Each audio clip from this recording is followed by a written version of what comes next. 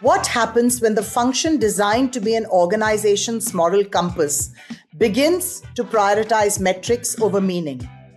What do we do when employees say, "I'm not sure HR is listening"? And how do we prepare for a future where the very idea of work is being rewritten by shifting identities, blurred employment models, and accelerating technology? On the People Blueprint today, we speak with someone who has been shaping this conversation long before it became fashionable. Abhijit Bhaduri is one of India's most influential thinkers on leadership, culture, and the future of work. His writing, teaching, and advisory work have pushed organizations to confront uncomfortable truths, rethink human strategy, and rediscover the human core of leadership. This is not a discussion about HR mechanics. It is a conversation about trust, culture, and belonging, and the invisible threads that hold organizations together, and what must be reimagined before we claim to be future ready. This is the People Blueprint. Welcome, Abhijit, to the People Blueprint. It's an absolute joy to have you as our guest for this episode. Oh, thank you so much. I mean, that's such a generous introduction. Thank you. And completely from the heart and completely true to who you are. Yes. So, Abhijit, you've lived through almost every avatar of HR, from industrial relations and plants and unions to global talent roles to now advising leaders on the future of work.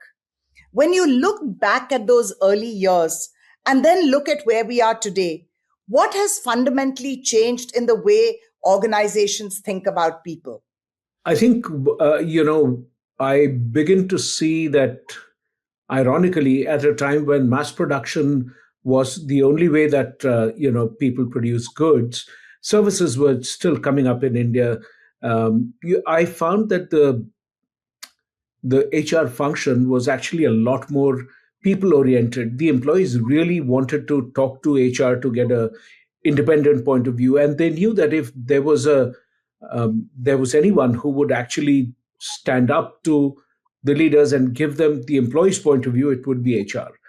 I think that's over time got diluted and changed in a number of ways today.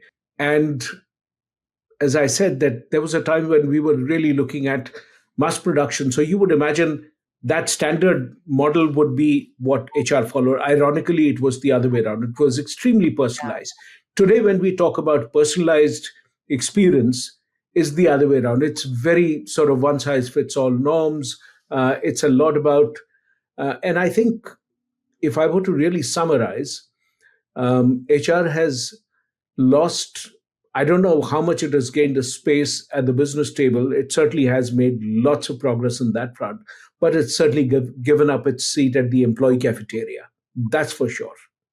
And that is so beautifully said because, Abhijit, I grew up at a time and I've seen my father do this where there were about 10,000 people in the factory, but my father knew their names.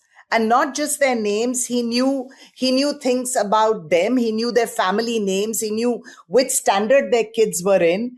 And he was not even in HR.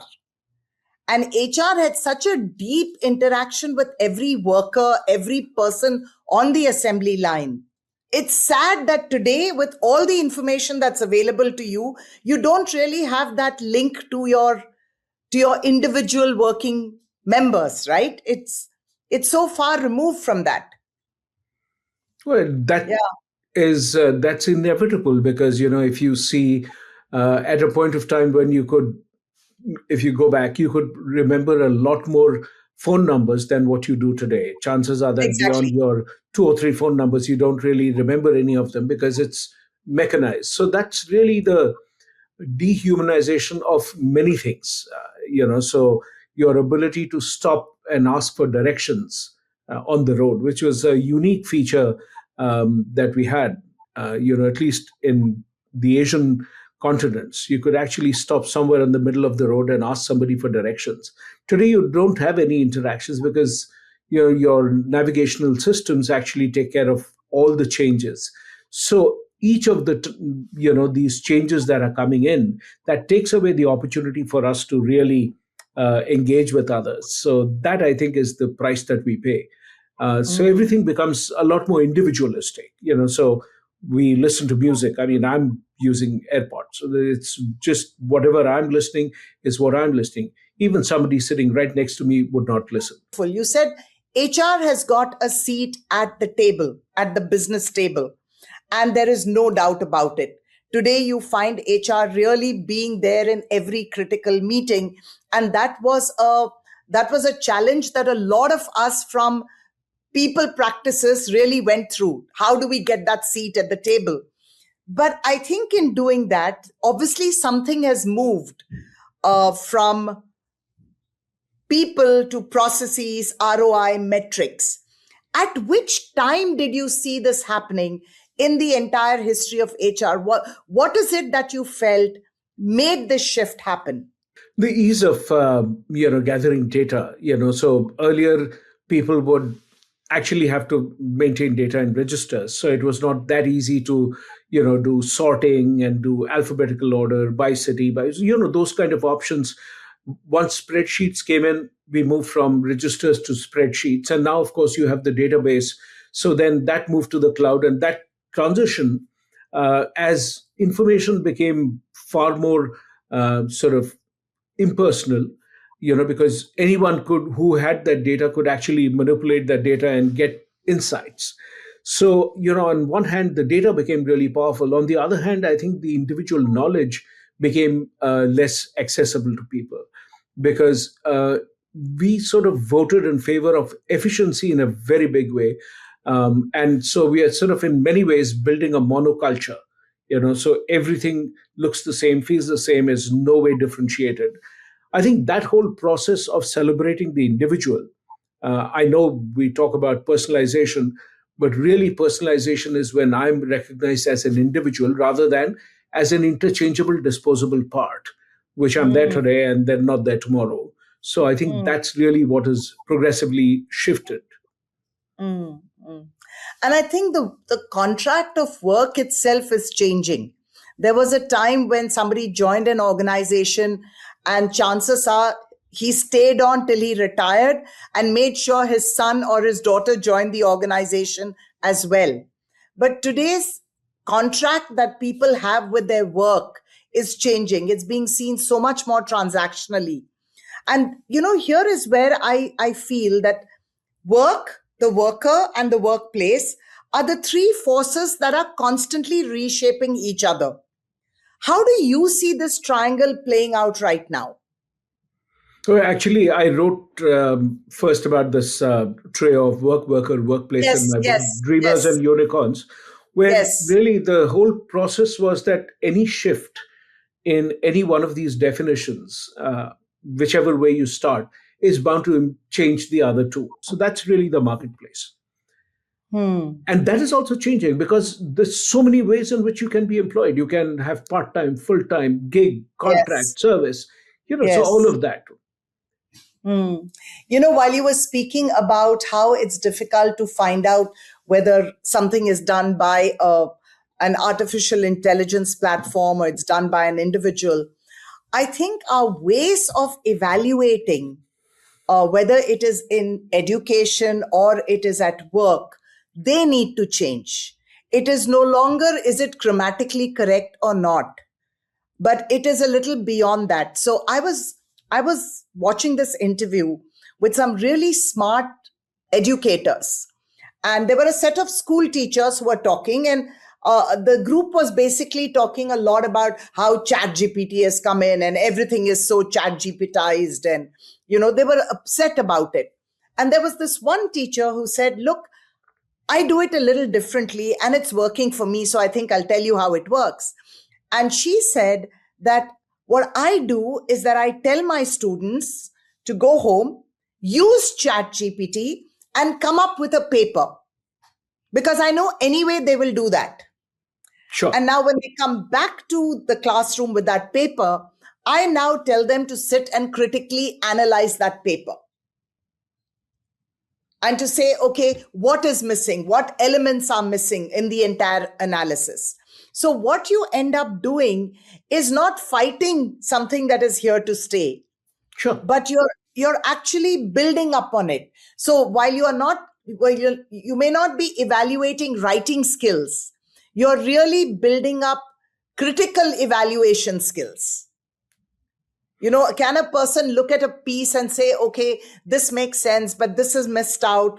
Or can I take a contrarian view to what has been written by chat and say, okay, now this is my opinion? So I think somewhere along the way, where you said we're looking at efficiency, I think an important aspect is, should we also be looking at the effectiveness of what we're doing? Yeah, because anything which is efficient, machines will always outbeat humans. But the real opportunity lies in what you can do, which is different. So differentiation, which has always been something that organizations run away from. Organizations dislike differentiation because then it's that much harder to reward somebody that as So organizations like the mindset of the industrial revolution that everything is the same standard piece. If you buy one with the other, you can't make out which is what. So because that makes it interchangeable, that makes it easy to replace someone, that makes it easy to continue producing the same standard. So scale up, efficiency, all of that is actually geared towards the mechanical aspect of thinking. But really, when you look at the opportunity today, as we are hopefully going to get more free hours, more all of that, I think there's an opportunity for us to really celebrate the uniqueness that each one of us has. I mean, twins will have different points of view about stuff.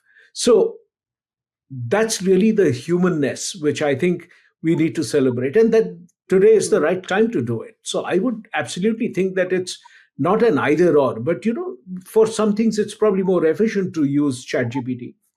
But I would actually say, why suppose you were to now that you know what ChatGPT can write, how about writing something completely different here?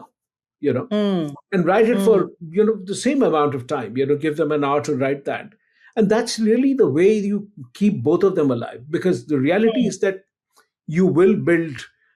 Some of the stuff needs ChatGPT to be more efficient and sort of, but it doesn't mean you give away what you already have.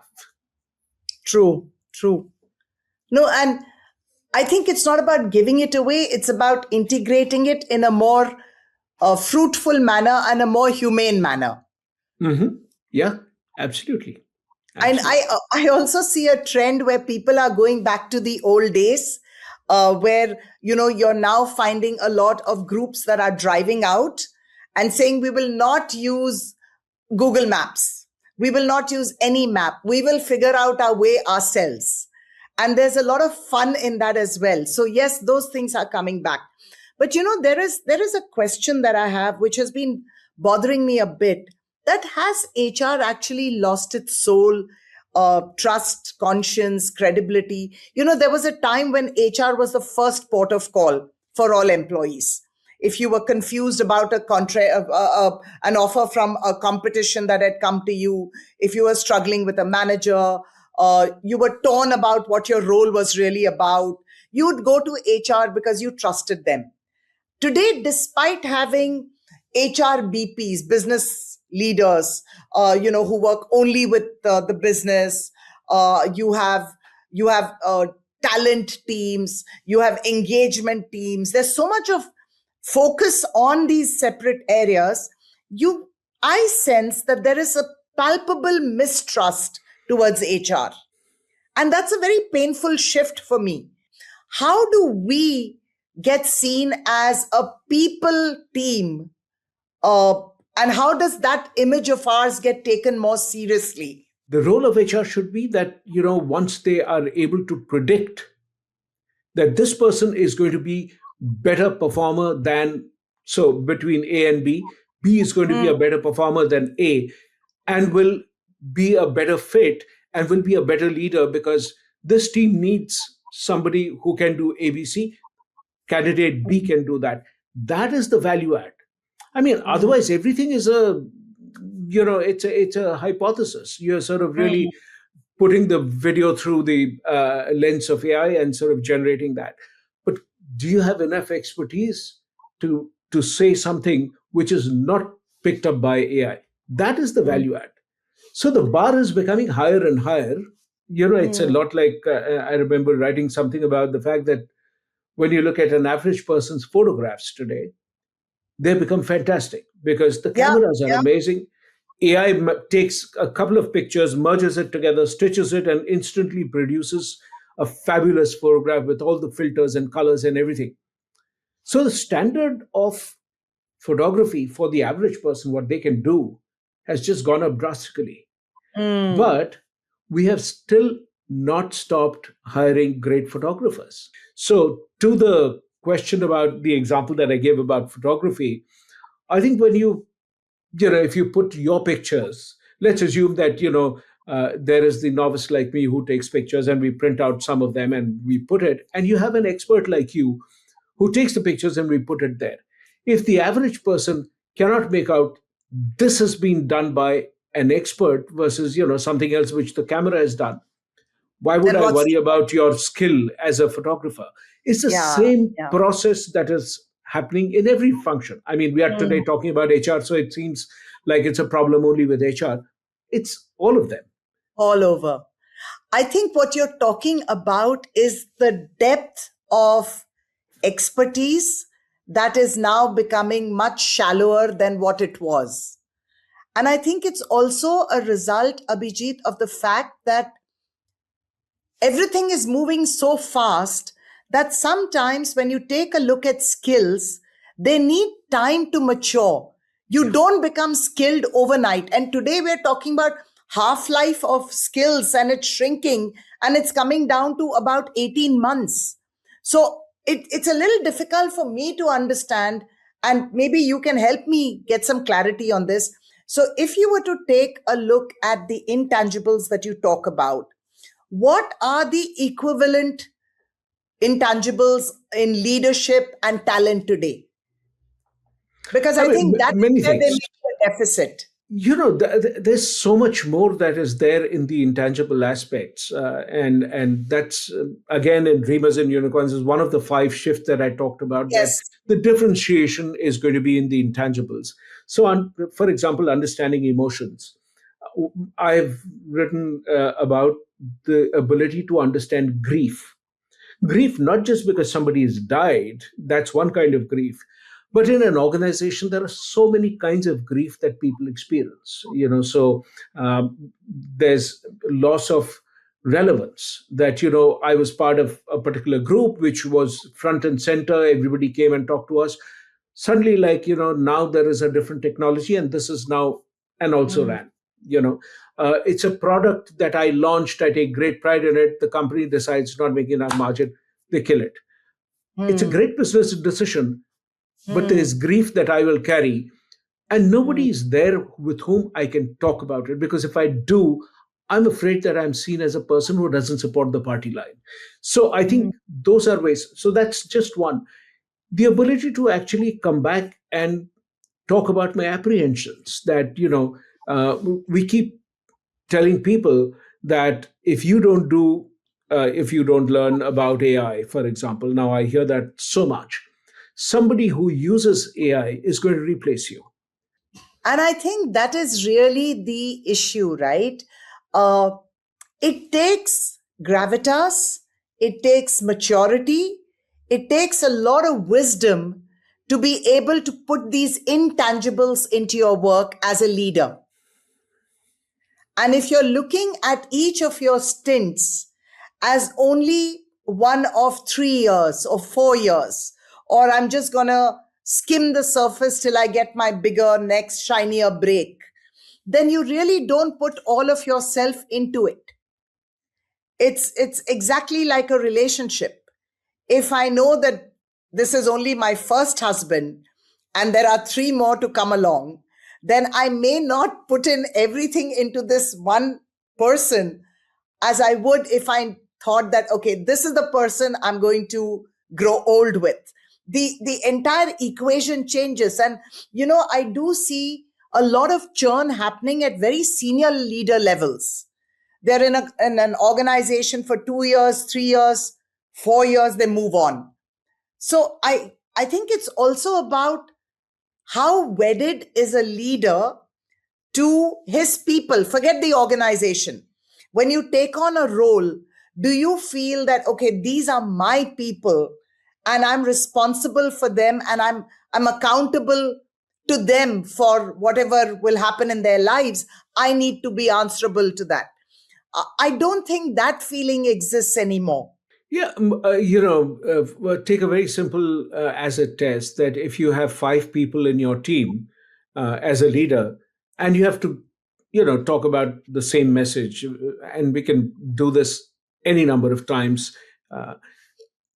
Would you be able to predict and reframe the same statement that you said with one person and it went well, and you tell the second person the same thing and it also goes well, because you are able to modify and understand what this other person needs and understands differently? It's the same message, but how do you say it differently? How do you change the tone and manner and tenor to be responsive to what this other person is saying? And so when we think about interpersonal skills, that's just so powerfully dependent on how well you are able to empathize and connect with others. So when you say, when you talk about leaders, the leaders are not to be evaluated only on functional skills, so that can they make a spreadsheet? Can they do a great presentation? Yes, I mean, of course. But you're also saying interpersonal skills in sort of on a one-to-one basis, the ability to lead, inspire, understand, motivate, and learn from each other. That whole process is the interpersonal part of it. There is the leadership part of it, which is that, the ability to understand how to lead the organization, collectively, what does it do differently? And of course, the final piece is, how do I manage myself? Intrapersonal. So intrapersonal, interpersonal, leadership, and functional skills. So when you look at this combination of these four, that's a pretty sizable portion for anyone to master. So it is not something. Luckily, there the half-life is not going to be 18 months. It can't be, because it's forever, throughout your life. Forever. Absolutely. I know that as leaders, a lot of leaders today are facing a crisis of skills, because managing in a world that is so dynamic and so relentlessly changing require a set of skills that perhaps we've not developed up to now. I would hire, people who are trained in anthropology, people who are trained in sociology. Psychology, psychology. People who are trained in psychology, organizational psychology. So those are some of the pieces that I think become really powerful in times of change, because when you are unfamiliar, what do people do which makes it familiar for them? So I think those are some of the pieces that we should be able to think of. Earlier in the conversation, you had made a passing reference to one of the striking shifts that are taking place in today's workplace, which is really the fragmentation of the workplace. You have remote teams, you have got contractors, you've got gig workers, fractional leaders, you have a fractional CEO. I mean, that is a concept that even now I'm struggling with understanding. How can you have a fractional CEO? But you have them. Then you have these digital nomads, and they're all coexisting together. Now, the informal glue that really stuck all these teams together, that held the organization together, has really thinned very, very, very dramatically. There was a time you'd go into an organization and you would feel its culture palpably. But if I'm going into an organization as a fractional CEO, or if I'm going into an organization as a gig worker, I may not even get to feel it, and much less impact it. So from where you sit, Abhijit, with your vantage point, what has this fragmentation done to culture, collaboration, and the psychological fabric of the organizations today? Yeah. So, when you think about this whole gamut of, work can be done in multiple places. So there is no fixed time and space. There was a time when everybody went into the same building from 9 to 5. I'm just sort of making it simple to explain the point. That's no longer valid. I mean, some people come in on different days. Some people, within the same team come in on different days. Some are working shifts. So time and space have become fragmented. Yeah. When you think about the role, as you said, that, there are fractional CMOs, there are interim CMOs, there are, part-time, full-time, gig workers, contractors, service providers. There's a whole range of options of engagement. So the skill and engagement is no longer with the same person because also the roles have become fragmented. So, Mm. so work has got fragmented. The worker has become fragmented, and now you kind of say that AI is also a co-worker.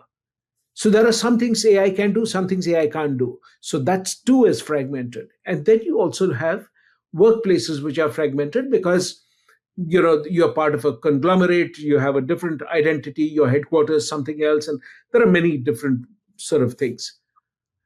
If you really look at that, the whole process of managing it requires a very different mindset than a monoculture.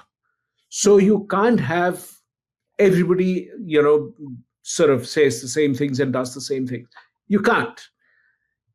Even in the places which wear uniforms, people are not the same. Because when you really care about the organization, you'll bring your own network and you'll bring your own friends and say, I have a friend who can do that. Let's get this done. But if it's a transaction, you say, find the supplier who's going to do it. Why am I killing myself doing this? So I think that's the acid test. So connection will become a competitive advantage in the future. Of course it is. It always has been. Always has been. In the time when, you see layoffs every single day, you read about something or the other, the people who sort of bounce back are the ones who are connected. Somebody will say, listen, right now I have this. It's not the best option for you, but it keeps the continuity going. Why don't you take this up? And meanwhile, I'll try and find something for you. Only somebody who really, it'll never happen if, we do networking, which is a very transactional way of relationships. That is the lowest common denominator. I send you a connection request on LinkedIn, and then I'm part of your network. You're part of my network, and you are my first degree connection because you said yes to that. Will you ever do anything for me because we are connected on LinkedIn? The answer is no. But will you do something for me because you're a friend of mine whom we may have traveled once together and we enjoyed chatting with each other? I can certainly pick up the phone and talk to you and say, reach out to you. That is when you will say, I don't have anything remotely resembling this, but I know somebody who's working on something like this. Let me ask. Let me ask that person's friend who also works in this. Let me do that. You extend your network only when you deeply care about the individual or the organization, depending on what the scenario is. So I've given two examples, one organizational, one at the individual level. Human relations. This, to me, is what HR was known for. When you know all the people, you can say, something, just hold on. I know that guy is doing this. Let me go and talk to him. Oh, I know that his son is working in so and so place. Let me find something for you. Interesting. So I want to now talk a little to you about the gig working aspect of it. There have been some very bold predictions. The current ratio is 80% employed, 20% outside the organization. And they're saying it's going to flip, right? Now, in a place like this, where people don't even physically belong to an organization, how do you think belonging will look like? So if you were to crystal gaze and you were to say, what will the future of belonging look like? What do you see? I don't think I've ever answered this before, but here is how I think it's going to play out. First of all, this whole notion of gig is also there for people who are employed, because when you have no particular permanence in your mind with the place of employment, it is like a gig, so I can work with company A today and company B tomorrow. They could be competitors. Now, yes, of course, I will use my professional integrity to keep, the two things separate, but nothing prevents one from working for the other. When you are looking at your own employees in a very transactional manner, they are like gig employees, because they know that tomorrow you could as well not have them on the roll. So, in which case, they are always at any given point of time prepared for the gun to be fired. So that's one of the things. It's going to become a lot like how, if you look at if I can give you a parallel, that um, nationality today has got so many blurred boundaries. People, when they go and work in a particular place, they need a visa, so that creates a different quasi sort of engagement with the original passport that they have. Some people hold two passports, some people hold three, some countries allow it, some don't. Eventually, it's a question that which national anthem brings tears to your eyes? That's where you Mm, belong. So mm, at the end of the day, it's really, um, when two countries, one which you have the passport for today, one which you were born with, if both are playing in a game, which one do you cheer for when they win or lose? That's where your heart mm, is. So heart is mm, not the passport. So heart is different from who pays your salary. You can pay mm, my salary, and that's a transaction, but my heart can belong to somebody else. mm. So the what we say in Hindi, we use the word man. There is no Mm. boundary in which you can, I can be here talking to you, but my man is somewhere else. Else. It could as well be the thing. So I Mm. could be doing something transactionally today, but my heart belongs somewhere else. Interesting. I think for me, in the last few minutes that you were speaking, there was one very powerful statement you made, that gig working is not a function of your work contract. It's a function of how you see your role and how the organization sees you in their organization.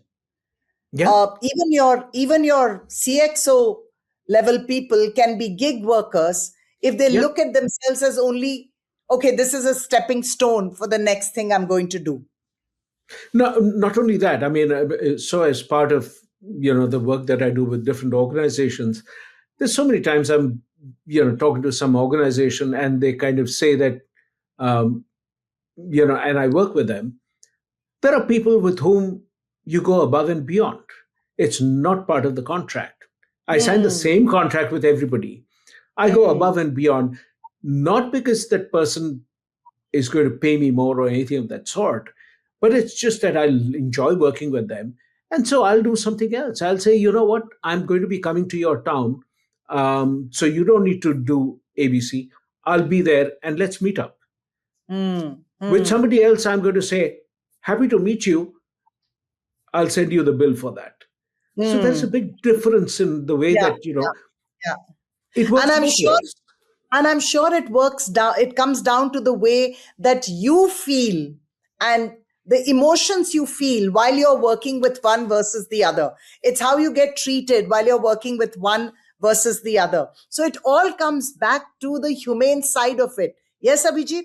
It is really 100%. that. Yeah. 100%. That's the only thing. Human Yeah. beings at the basic level, that I think is um, the magic that is available for all of us. So Mhm. earlier it used to be, it was only the teams which were really skilled in doing that. And so where we started our conversation, they were really the people who knew how to do this. I mean, I've Yes. had the opportunity and privilege to work with some incredible people. Yeah. So when I think about that, how did they do it? It's because they were genuinely interested in the other person's well-being and Mm. success and all of that, and it comes through. You don't need to, I mean, I can say all the right words, but you can always feel where I really mean it and where I don't. So I Mm. think that's the piece that I would sort of really think about. Mm. As an entrepreneur who's been doing this for 30 years, my life and my organization has been shaped by HR leaders who really had no stake in my success, but still helped me become successful. Sure. I know the very first day of work I got was because a gentleman called Mr. Bhale Rao, Kishore Bhale Rao, at that time of a company called Tata Infotech, Hmm. decided to take a punt on me. And I remember going back to him very often and saying, I don't think I can do this. It's so difficult to do business. Maybe I should just pick up a job. And he had no stake in my business. He had nothing coming out of it. And he would spend time with me, coaching me, saying, stick with it. Difficult times don't last. Stick with it. You'll do okay.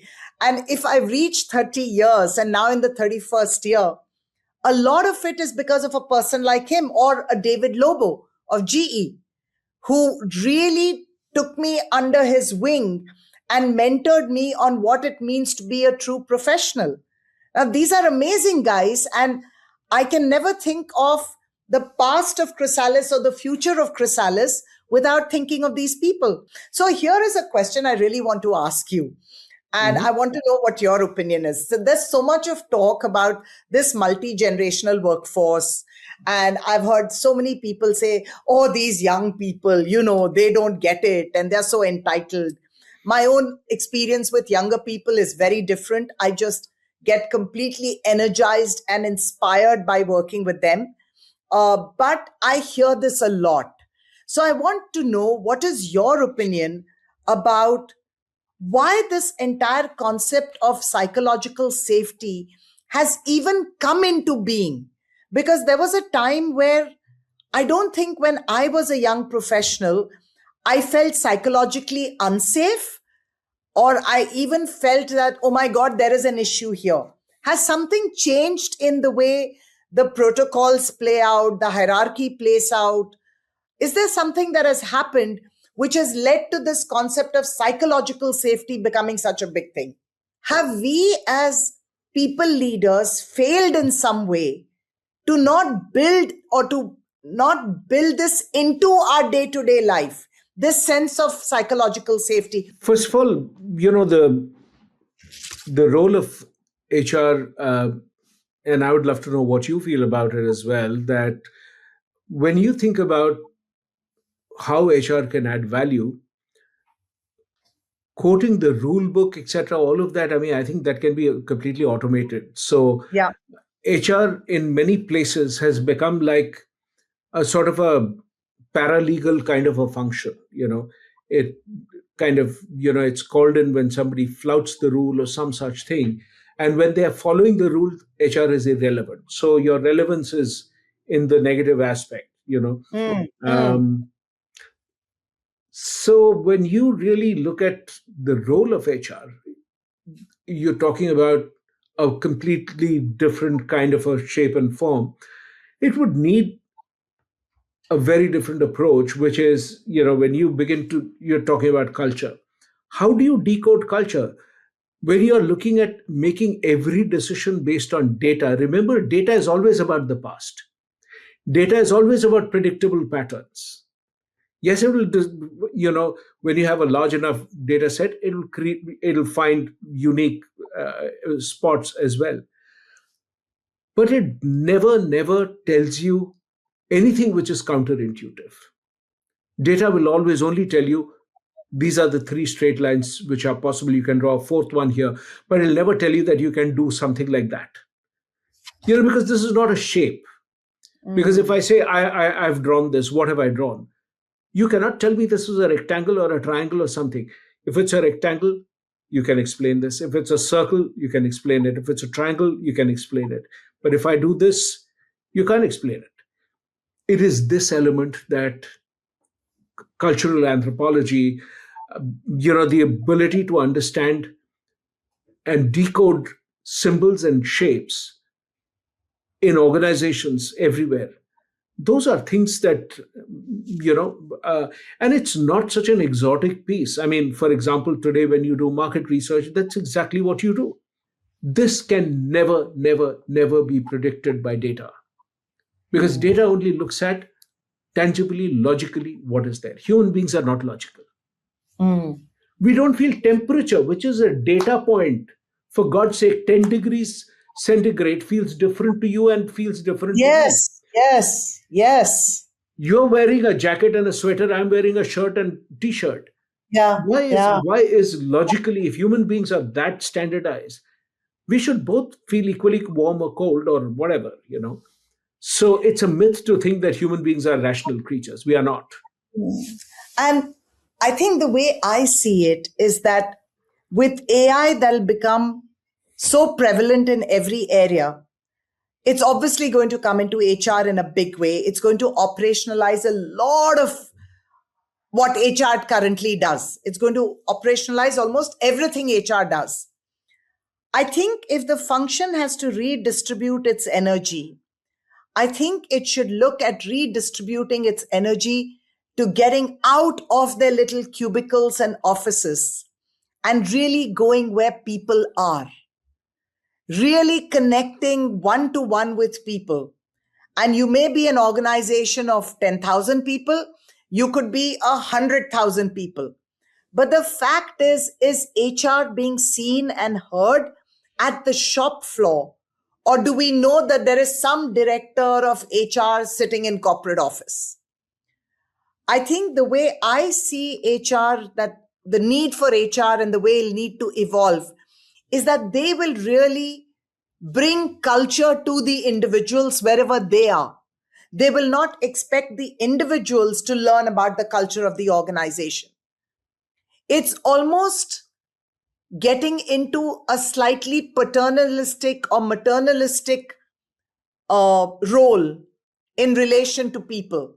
Because what people will go through in the next 5 to 10 years will leave scars on the workforce. It is going to be challenging times.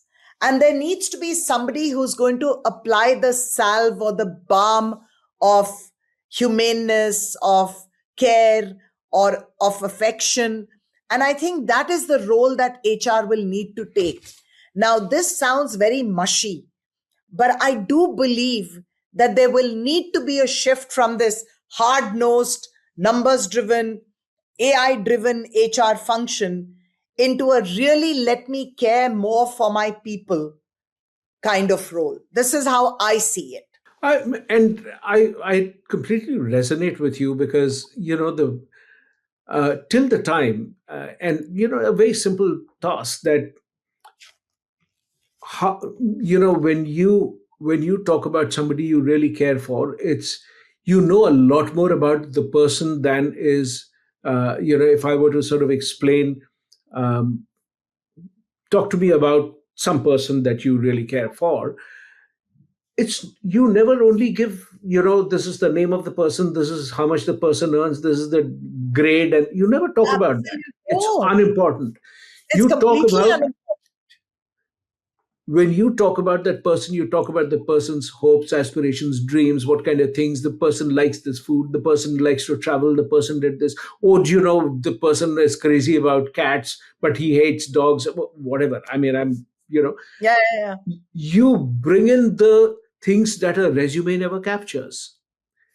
And if you sort of really look at that, going outside that aquarium is how HR is going to gain its yeah. relevance. Hmm. And you would have to work really hard, because the trust that you've now broken over the years by simply being available, to be the mouthpiece of the organization, that you have We'll to, have to win yeah, back that yeah, trust. you have to win back. So that's a uphill battle. It's going to take time, and it's not going to be easy. The more you've sort of done, swung to that extreme, the more harder it is for you to sort of go back. Hmm. So here is a question, and I might be putting you into a spot here. But if HR were to rewrite its job description for the next decade, what do you think would be the three top sentences that absolutely must be in the job description? Understand emotions. Two, look at what is beyond data. Three, understand organization design to make those first two things happen. Wow, that came really easily. Obviously, you've given it a lot of thought. No, we spoke so much, based Yeah, on but this, I mean, it's isn't come it? tack, right there, spot on. I want to spend some time, Abhijit, as we move into the last segment of our conversation about the changing face of the CHRO. Uh, for decades, HR leaders have been rewarded for stability, predictability, structure. But now we're entering a world where the people function must also become the pattern recognition function. Sensing early signs in behavior, in culture, the nature of work, long before they become either a risk or an opportunity. HR needs to sense patterns in sociological trends. How are generations moving? What is important for different generations? And if you were speaking to the CHROs or HR teams listening to this podcast, what would you say this moment is asking of them? So I think first thing is to actually look at the world outside of the organization, because there's so much which um, happens outside. If you sort of really look at it, um, I was sort of listening to somebody talk about um, storytelling. You know, the person was saying, "How do I become a storyteller?" And so the writer is saying, I think it was Dan Brown who was saying that, and he was saying, "But there's stories all around you. So Mm, really, if you are struggling to find stories that you are telling, you just have stopped observing. So if you mm, just sit down and think about anything in your life, and you can talk about that, that's the story, because that's from what you've experienced. So it's the same thing, I would say, when you look at what needs to be done for the CHRO is to be able to understand stories within the organization, and how is it different from what's happening outside. What do mm, movies talk about today? Why do mm, they talk about that? To understand mm, and have those conversations. uh, at Wipro, we've learned from all kinds of people, including uh, musicians. We've learned from composers. We've learned from film actors. We've learned from theater artists. Why? Because not because of anything else. It's just that art actually thrives in unstructured ways. That's the mm, world that we are going in for. Why would you mm, not learn from that? mm, mm, So why is it that if you say that I'm inviting another CHRO, it is considered work. But if I say I'm inviting a theater artist, it's like frivolous. I mean, so like mm, seriously, what are mm, you going to learn from that? So this mm, whole business of even knowledge is a transaction. If I tell mm, you that I want to get certified in analytics, of course you'll pay for my certification. I tell you mm. that I want to learn how to play the saxophone or the guitar or the flute. I'll say, what has it got to do with me? Mm, And why am I paying for that? mm, We mm, have really not understood that the human being is a complete person who lives also, who also listens to music, who also does all of mm, this. mm, So then, mm. by only deciding that, okay, I'm only going to insure your eyes, That what doesn't about make the sense. rest of me? It doesn't. Because if the Mm, rest of me dies, my eyes are going to be equally worthless to you. understand. What do you think that CHROs need to very quickly unlearn? To actually, sort of really think that numbers and metrics and finance and data and all of that is where it begins and ends. That's a very small sliver of what the thing is. If you can't say at least one thing that makes that individual work well, if you don't even understand that much about your own teams, and many CHROs lead very large teams, to be able to look at them, describe to me, and one of the, and this is for what it's worth, in one of the places where I worked, and we leave the name out from this. We were going through a succession planning conversation, and this the norm in that organization was HR was supposed to prepare all the decks and everything. And, the business leader would just look at that and read it off from that chart. And here was this person, the CEO, he uh, said, no, why do you need to look at the deck and sort of call out details about this person? Tell me where this person, so is this person, which college did this person go to? And so this guy says, I think he went to so and so college. He says, okay, how many kids does he have? So he says, he has two kids. So he says, no, he doesn't. He's a bachelor, because I traveled with him yesterday. This is just a question I asked. You don't even know your people.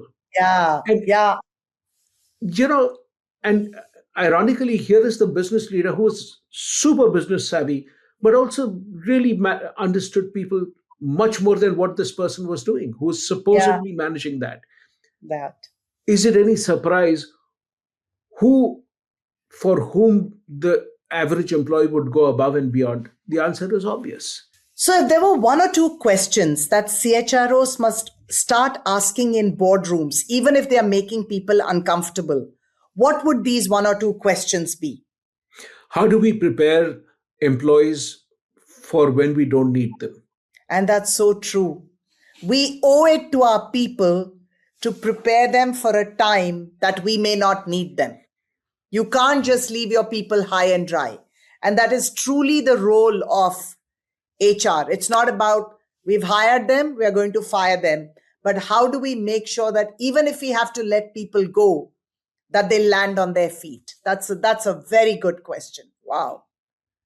Wow. Wow.